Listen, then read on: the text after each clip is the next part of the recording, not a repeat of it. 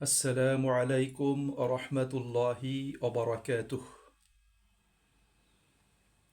রসুল করিম সাল্লাল্লাহু আলাইহি ওসাল্লাম বলেছেন, ইজা মারিদাল আবদু আও সাফারা কুতিবা লাহু মিথলু মা কানা ইয়ামালু মুকিমান সহিহান। যখন কোনো বান্দা অসুস্থ হয় কিংবা সফরে থাকে, তখন তার জন্য সেই সওয়াবই লেখা হয় যা সে আবাসে ও সুস্থ অবস্থায় আমল করত। সহিহ বুখারী। সুপ্রিয় ভাই ও বোনেরা, বৈধ কারণে ইবাদতে অপারগ ব্যক্তির পুরস্কারের ব্যাপারে সহিহ হাদিসে এভাবে রাসূল করিম সাল্লাল্লাহু আলাইহি ওয়াসাল্লাম সুসংবাদ প্রদান করেছেন। অর্থাৎ, যদি কোনো ব্যক্তি একটি বৈধ কারণে ইবাদত করা থেকে বঞ্চিত হয়, সেজন্য সে আল্লাহ পাকের কাছে প্রতিদান ও পুরস্কার পাবে। একইভাবে মহিলাদের পিরিয়ডের ক্ষেত্রেও একই বিধান প্রযোজ্য। মহিলাদের মাসিক পিরিয়ড, এটা আল্লাহ পাকের পক্ষ থেকে নির্ধারিত। এখানে নারীর কোনো নিয়ন্ত্রণ নেই। তেমনি হাদিসে উল্লেখিত হয়েছে, পরিস্থিতি নিয়ন্ত্রণে না থাকায় কোনো ব্যক্তি যদি ইবাদত করতে না পারে, সে এর জন্য সওয়াব পেয়ে যাবে। এটা জিহাদের ক্ষেত্রেও প্রযোজ্য। যেমন রাসূল করিম সাল্লাল্লাহু আলাইহি ওয়াসাল্লাম বলেছেন, ওয়া ইন্না বিল মদিনাতি লারিজালান মা সিরতুম মাসিরান ওয়ালা কাতাতুম ওয়াদিয়ান ইল্লা কানু মাআকুম হাবাসাহুমুল মারাদ।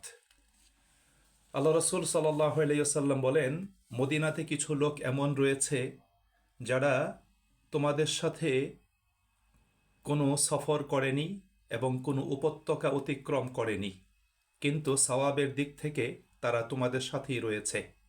অসুস্থতা এবং ওজর তাদেরকে আটকে রেখেছে। সহিহ বুখারী।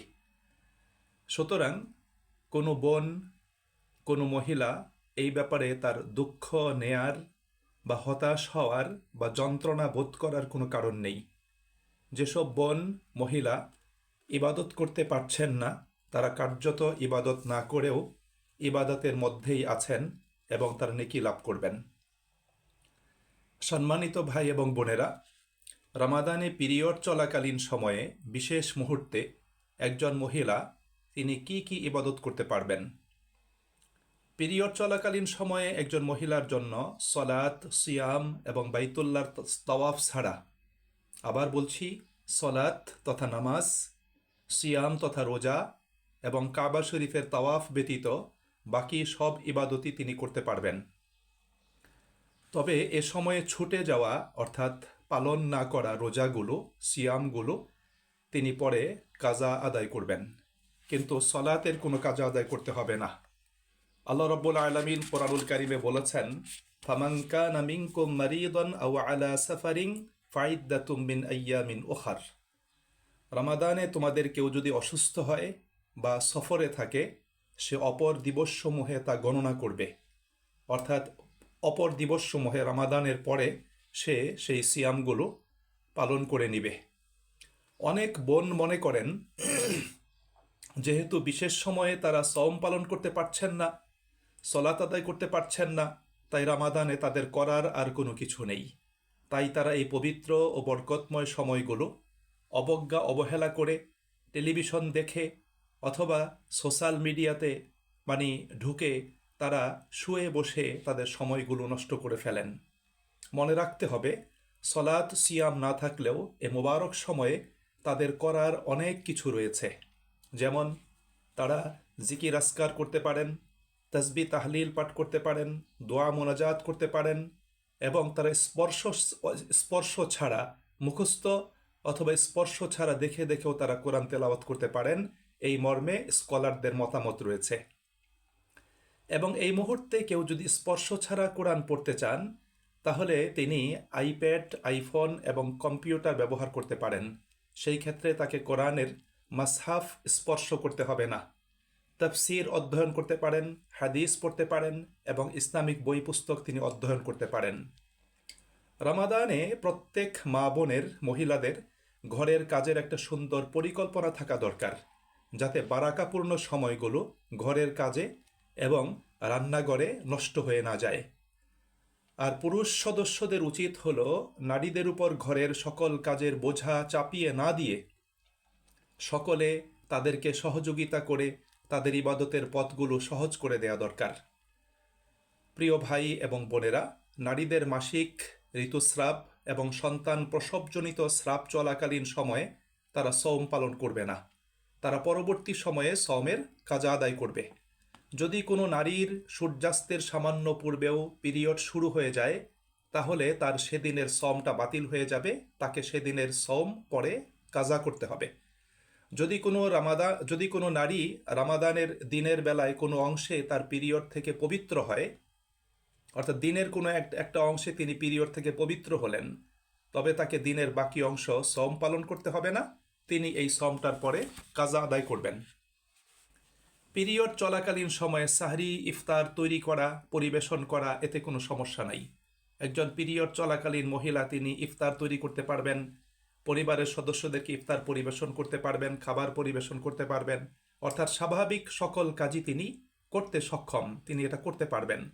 যদি কোনো নারী সুবহে সাদেকের সামান্য আগে পবিত্র হয় এবং তিনি যদি গোসল করার সময় নাও পান, ওই দিনের সওম তাকে পালন করতে হবে। তিনি সাহরি গ্রহণ করে ফজরের পূর্বে তিনি গোসল করে ফজরের সালাত আদায় করবেন। সন্তান প্রসবজনিত স্রাব থেকে কোনো নারী 40 দিনের পূর্বে পবিত্র হলে তিনি সওম পালন শুরু করবেন। অর্থাৎ সকলের এই স্রাবজনিত সময়টা এক সমান নয়, সর্বোচ্চ মেয়াদ হলো 40 দিন। এখন 40 দিনের আগে যদি কেউ পবিত্র হয়ে যান, তিনি রোজা শুরু করবেন।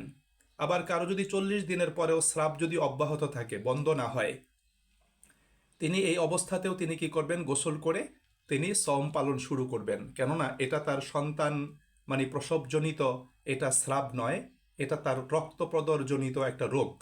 সুতরাং তখন তিনি কি করবেন? রোজা পালন শুরু করবেন। মহিলাদের জন্য ট্যাবলেট, পিল সেবন করে পিরিয়ড বন্ধ রেখে সওম পালন করাটা এটা জায়েজ। তবে এটা তার শারীরিক ক্ষতির কারণ হতে পারে, তাই এটা না করাটাই উত্তম বলেছেন ইসলামিক স্কলারগণ। যেহেতু তার জন্য প্রভিশন রয়েছে, তিনি পরবর্তী সময়ে রোজাগুলোর কাজা করতে পারবেন।